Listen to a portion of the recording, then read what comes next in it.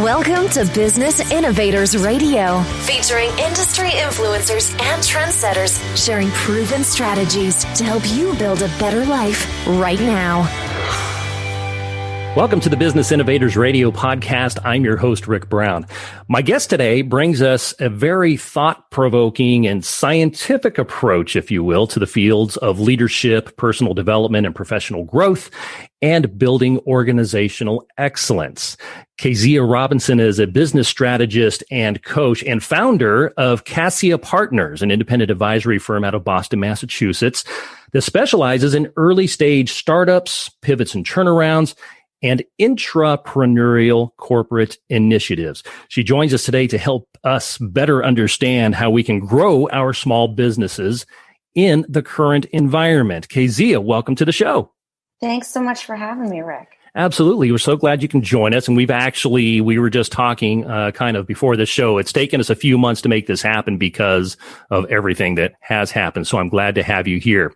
Before we get too deep, though, I want to start off by making sure that everyone is on the same page here. Okay. The audience, my audience is made up of small business owners of all sorts, really. They're looking for strategies from business innovators like you to help them grow their business, whether they be brick and mortar, whether they're virtual, B2B, B2C, right? We have coaches, consultants, investment advisors, real estate agents. You get the idea, right? So they come from all areas. And I feel that a lot of the language that is used in the business world can mean different things to different people in different niches. Or is it niches? I don't know. Anyways, so I want... Tomato. Right. Don't worry about it. So I like to make sure that we create some common understanding of particular terms because this helps our listeners understand if they fit your ideal customer avatar, right?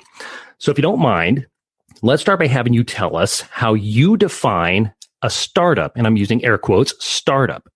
I love a good air quote. So hopefully everyone can hear that on the podcast.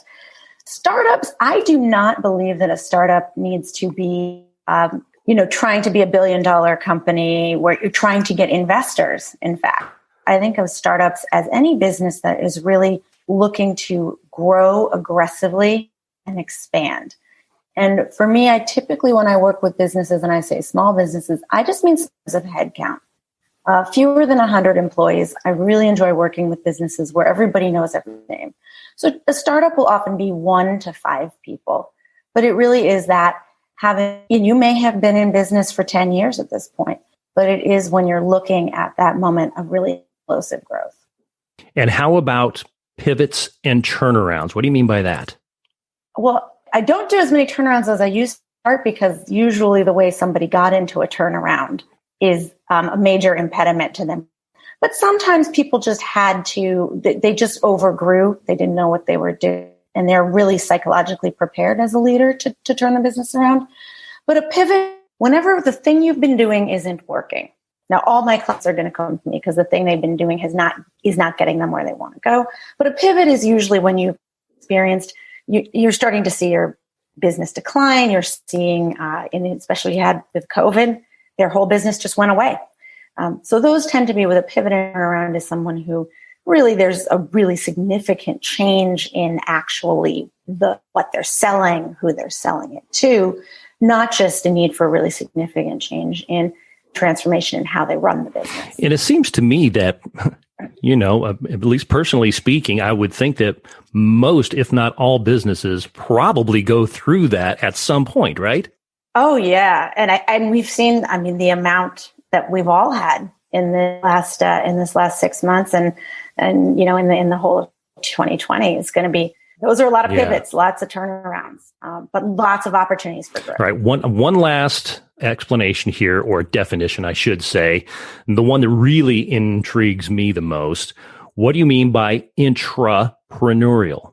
A lot of times, and you'll see like big companies, they have an innovation lab. They'll put innovation in their value statements. They have all of these things. And then what you look at, they do is they just take the same people, do the same things, put the same rules around them. Maybe they hire or acquire a small team of people who are coming from the startup world or from the entrepreneurial independent business world. And then they go ahead and bury them in the bureaucracy. So There are some businesses out there where they're going to do that effectively, but I've found that often there's a need when you're trying to change, you're trying to create that startup or turn around inside a larger business, that you really need some outside help in how not to stifle it and how not to essentially bury it under bureaucracy. So I don't much with very large corporates. They tend to just struggle too much with it. But if you're looking at somebody who's maybe 100,000 employees, they're often trying to start something new and they've lost the ethos of when you have 5 or 10 people in a business. So I'll come in and help them with that. Interesting. So tell us a little bit more about your company, Cassia Partners. Am I saying that correctly? Indeed. Yeah. Tell us a little bit about Cassia Partners and how you help your clients. Well, I've been in business for 8 years now. I spent over a decade in Wall Street and in the corporate world. So I just started this business up. And I'm like, well, I just started this business up 8 years ago. I work with owners. Overnight success. Exactly. And as many people can relate, we always are hearing from our friends who still work in corporate. They go, oh, it must be so great for yourself. And I always say, yeah, but my boss, she's a real pain in the ass. So I really help business owners. I usually say they're doing too much and not getting enough done. And that can be how to delegate, how to replace yourself in the business over time, how to attract partners, how to stop doing business clients or employees or business partners who are not your ideal client or business partner. So I spend a lot of time on that central mission, vision, values, getting that, I would say, the infrastructure, the strategic infrastructure in place so that a business can grow. And that's the bulk of it. And that can happen, like I said, year 1 in a business with 1 employee. It can happen year 25 in a business with 100 employees. So it's really a fantastic opportunity to help businesses transform and grow. So how do you put strategic infrastructure into a small business that is essentially a solopreneur? Well, you have to start with goals and vision. And the reason I do that is that if you don't have something you really want, you will not put the effort to make the change. I had a client recently and she's been fantastic and she's made a bunch of changes to her business. She was in restaurant events. So her business went to zero and she launched a whole new venture. That's been going great. But I said to her, she was, resisting something, which makes sense. We resist change. I said, well, if the way you've been doing things to date, we're going to get you where you want to go, you would be there already. So you got to know where you want to go in order to make the change. So that really is step 1. And it sounds, people tell you they got a goal and you say, what is it? Oh, I want $5 million in revenue. Okay. Well, what is the $5 million? How much profit is that also? But what's that going to get you? I don't know. I want to have a $5 million business. That's the goal I wrote down on my vision board. That's nice, but what do you get for it? What would it feel like? What does the $5 million actually mean? And usually that isn't, they haven't really done that kind of visioning. So that's step 1. I also do a bunch of behavioral assessments. And because I really think we got to play to our strengths. No matter how old you are, I remember being about 25 and one of my managers looked at me and she says, you're too old to change, play to your strengths. And at 25. At 25. And I don't think we're too I'm old in to trouble. Evolve. But it is really important to play to our strengths. And then when you're a business owner, when you identify not strong, you got to make that's a decision. Do you want your vision, your goal enough to work? And often the work is just hiring somebody else, delegating, letting somebody else watch your baby part-time. That can be really, really hard. So that's sort of the core piece. And a lot of times the business owner will then start to determine how do they want to be a high structure organization? They want to have a lot of protocol, operational control. Is that something that's really actually very important to them? Not is it their business, but does it suit their leadership style? What are the pluses and minuses? Or are they someone who's really very loosey-goosey? Okay, well then you're going to need to have very clear vision, very clear values. You only have a few rules, but those rules are set in stone. I'll work with them on that. So I'm really trying to let the owner run a business that they're most likely to succeed in. I'm curious. So you said you do personality assessments. Mm-hmm. So are we talking like the Myers-Briggs assessments and those types of things? Yeah, I use StrengthsFinder. Okay. And I use one that it's not Myers-Briggs, but it's a little bit similar to DISC and Predictive Index in some of those. Sure. I won't use anything that that calls you, you're a captain or you're a maverick. I won't use any tries to put you in a bucket, because you are you.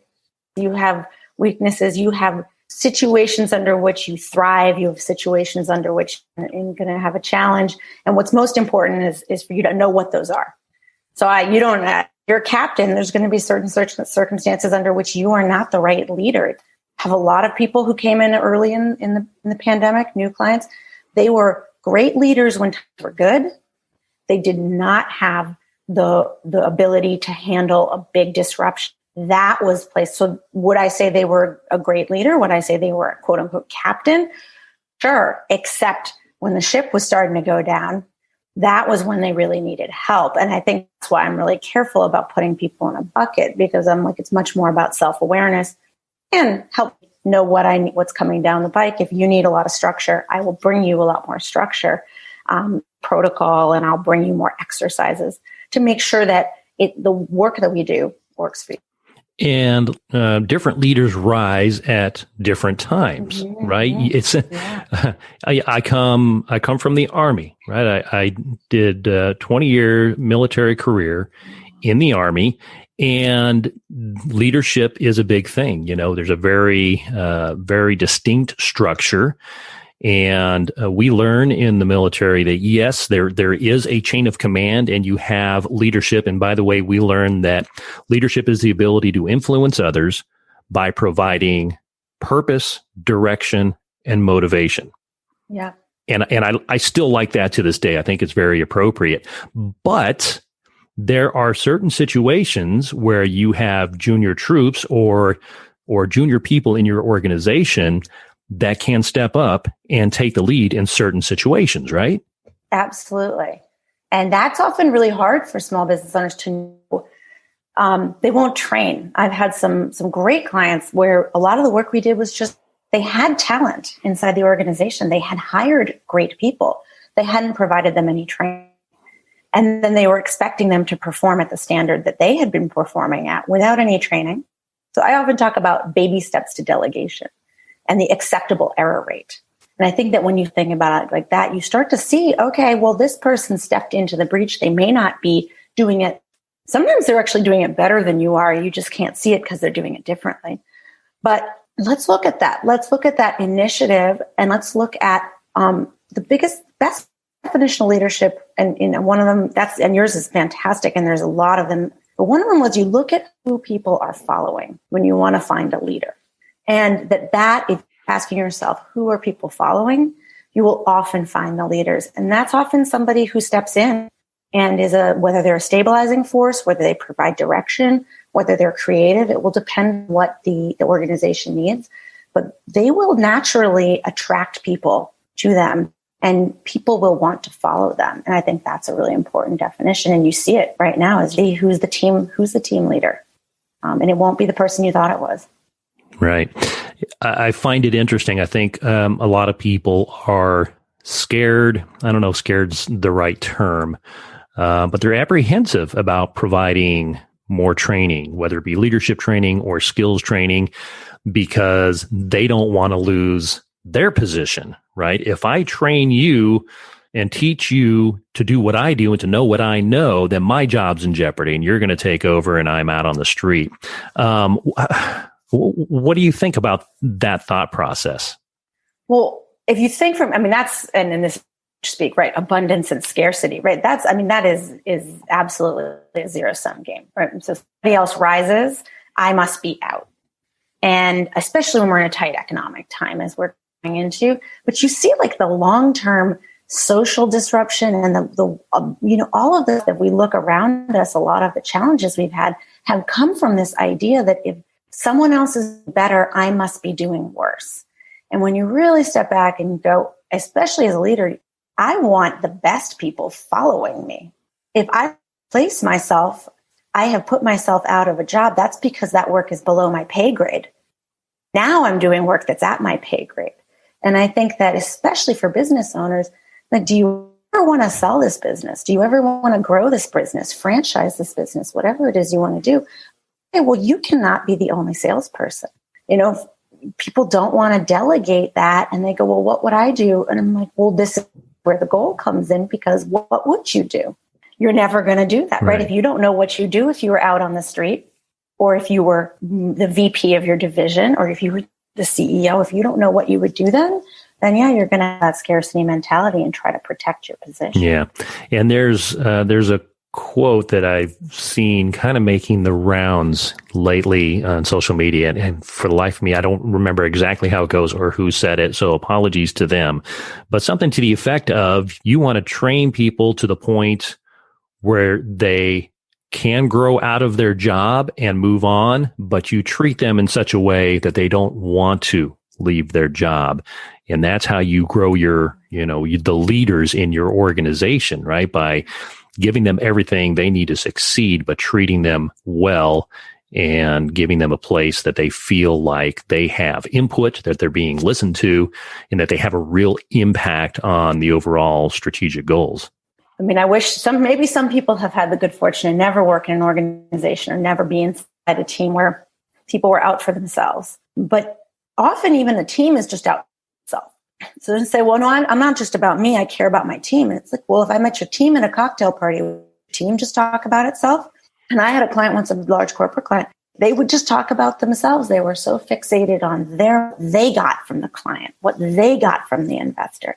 And they could not see how they were creating value. And ultimately, I was only able to help them in a little bit, but I wasn't able to help them further than that, because you have to be thinking about what value you create. And if you're sitting there going, part of the value I create, growing these incredible leaders. And if they leave me, then I did my job. If they stay with me, then I did my job. Yeah, absolutely. And I'm kind of thinking in my head as you're saying this. So going back to my military career, I was even a drill sergeant at one point, right? And so I was training brand new soldiers how to be soldiers and how to become leaders, et cetera. And so I retired from the military 10 years ago, and I am now seeing, because I continue to follow the career field that I worked in the military, and I'm starting to see those young soldiers that I helped start their military career in this training are now elevating to the most senior ranks in their career, which is so cool to see. And again, I would tell them, I'm not trying to teach you and to train you to be as good as me. I'm trying to train you to be better than me. And I am seeing that pay off from a distance, but it's just so cool to see. And I think if people could really kind of wrap their brain around watching somebody else's success because you had a little piece to do with it, it's super rewarding, I think, is the word I want to use. So listen, we've not even hardly scratched the surface on what we want to talk about here. Real quick, I do want to ask you to describe who your ideal client is. What are the kind of companies specifically so they can self-identify to say, yes, this is for me? Well, I am agnostic. So one of the things I say is fewer than 100 employees, but I work with solopreneurs. Mostly I'm looking for the characteristics of them, which is somebody who they know they're playing small ball. They want to be somebody. They want to do something. They want to make an impact. They care about the world beyond themselves. And that's a really big characteristic is this, I'm bigger than this. My business is bigger than this, but I'm not sure how to get there. What I often find is that actually appeals to people who are in service businesses. So I have, I say, I mostly work with B2B services. And then I was like, except for my consumer products clients. Okay. But often they're in service businesses because much of their time and energy is spent with the client. So I have real estate firms, marketing firms, web development. I've done some with lawyers. So again, it's not going to be everyone. It has to be someone who's looking to grow and typically to grow something that will exist beyond them, that will have legs and legacy. What do you think are some of the fears that people have with working with somebody like you, with a business coach, with a strategic thinker like you? Well, Most people will cost, but that is not the experience that I actually have. And this is one thing. And you have such an amazing marketing and communications background. You know, there's sort of Margaret Mead famed for having said, what people say, what people do, and what they say they do are entirely different things. So a lot of times people will put up cost. It isn't really cost. I'm not inexpensive, but there are coaches out there who cost more than I do. Usually it's the having to reckon with the vision, having to want something, really want something, and having to reckon with all of whether it's the voices in your head, it's the expectations you put on yourself, it's the way you set up an infrastructure, it's the lack of process, there's embarrassment about it. So it's a big mental, emotional energy investment. I do a lot of work with people on how do we free mental, emotional energy by getting stuff off your plate you shouldn't be doing, getting clients out of the book you shouldn't have. But there's that investment. And that's the thing that people are hesitant about, because you have to want to kind of rip down, it's a full renovation. So you got to get an interior design client and does the whole home renovations. So you got to get down to the studs sometimes in the business. And if you're the owner, then that means you're getting down to the studs. A lot of that is you and how you want to lead the business. So that's typically the biggest limitation for people. Yeah, it's in admitting a little bit of defeat, or admitting, that, I've stumbled. Yeah. I'm having challenges. Or you're not get where you want to go. So I think, but it presents in a lot of different ways. I have had people to me say, I need a new brand. It's really, they need a new business. I had somebody came in and he said, I need a new strategy. I said, great, send me your strategic plan. And he looked at me and he said, so you need a strategy? I said, yes. So I had someone in and they said, my accounts receivable have blown up. And it really was about the fact there wasn't press and there were client issues. So I will say that what we identify, again, what we say, what we do, what we say we do, what we identify as the problem is often a symptom of some larger strategic issues, but there's infinite potential, and there's infinite potential in every one of my clients. There's infinite potential in every person. It's up to you. It takes two to tango. I will bring every tool I have. I will bring all of my focus and attention and all of my support, but you have to show up and do the work. This might be a little bit of a redundant question, but I want to ask it anyways. What are some of the triggers that business owners, organizations should look at that would eventually push them to reach out to you? Right? So how do they understand that the time is now to get some help with this? I find a lot of times they're thinking they need to hire people to do tasks that they don't want to do. So they'll say, I can't handle, I had a client once, the CEO in a small insurance company. It's grown quite a bit since then. She was like, I need to hire more people. I can't handle the influx of my leads. And she really needed to do was change her process and train the people she had. She ended up letting 2 people go. So there's often a sense that I had some coming in, again, with the accounts receivable, I need to hire somebody to handle accounts receivable. It's like, no, you need to stop taking clients who don't pay you, right? So there's often people are coming in. And so the nice thing with that is I can usually very quickly pay for myself by convincing you not to hire anybody. But that's often there's a sense like I need something, solution exists outside of me. And a lot of the work I do with people is like you have the power, the solution is yours, right? The decisions that need to be made in this business, what do you value? Who do you want to serve? What products really matter to you to bring to market? How do you want to create value? Who do you want to do business with? I cannot tell you those. Those answers all belong to you. But when you know those, whether or not your logo should be purple or red is a pretty easy question to answer. And I'll connect you to a branding person. I'm not going to tell you that either because it's not. I'm like, I like red better than purple. That doesn't help. But I want you with a branding expert who will help you figure out what's going to play best for the market. Yeah, nice. We could go into even more great detail on this, but I want to be respectful of your time. And before I let you go, I do want to shift gears just a little bit here. So are you familiar with the Proust questionnaire? I am not, but now I'm going to start using it with clients.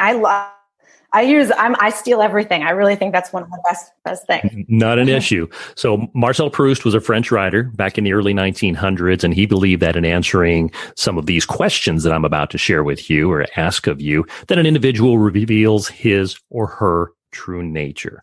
They're pretty harmless, actually. Is this right up your the actor's studio with James Lipton? Yes, I am from it. Okay. They're pretty harmless, and really the whole idea is answer with the first thing that pops into your mind.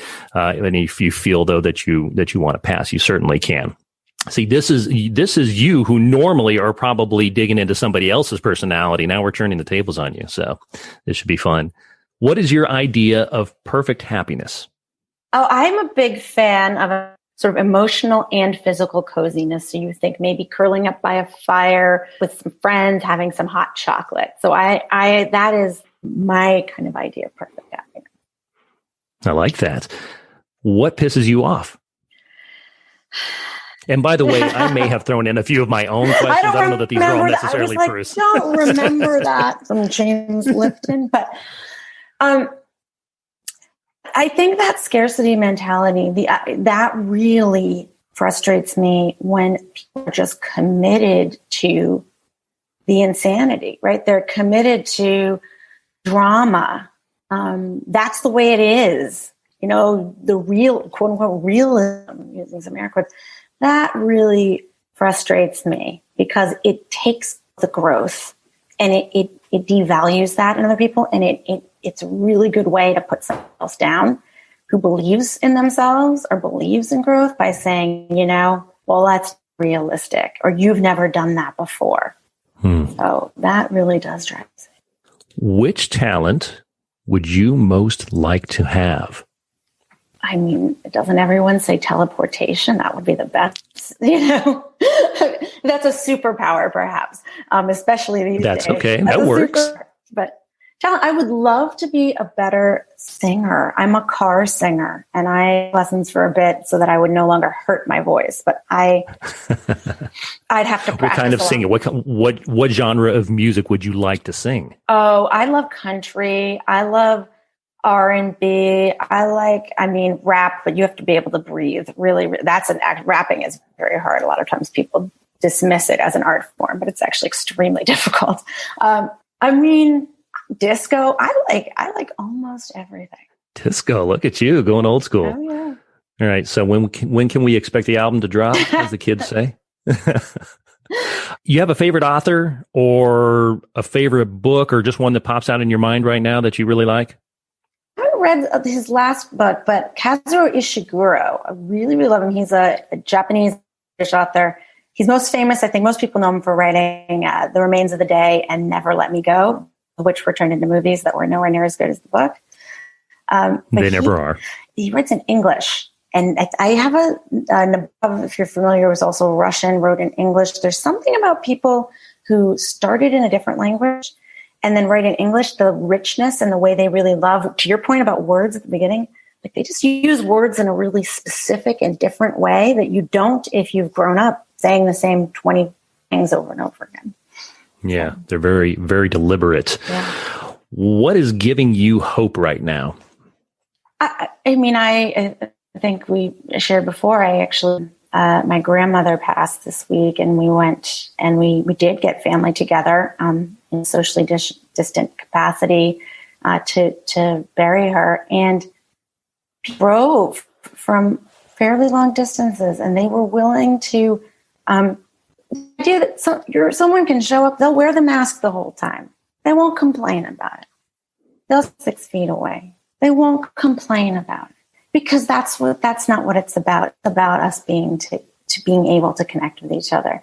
And that really gives me a lot of hope when I see how people are putting the effort in, even though it's uncomfortable and it's not as much fun as going to a bar and sitting right next to someone. That really seeing people put that effort in to be safe and to connect, whether it's virtually or in person, that really gives me a lot of hope. Well, I think Proust would approve. That was a wonderful answer, and condolences to you, by the way, for the loss of your grandmother. Listen, Keziah, how can folks get in touch with you? How can they learn more about you? The best way to find me, I am on LinkedIn. My name is fairly unusual, so I'm probably one of the few Keziah Robinsons, if not the only one that you'll find. You search for me. That's spelled K-E as in Edward, Z as in zebra, I-A-H, and it'll be linked in the show notes. You can also find me through my website, Cassia-Partners.com, Cassia-Partners.com. And you can connect with me on Facebook as well. Awesome. We'll make sure and include all of this in the podcast description as well, so everybody can see that.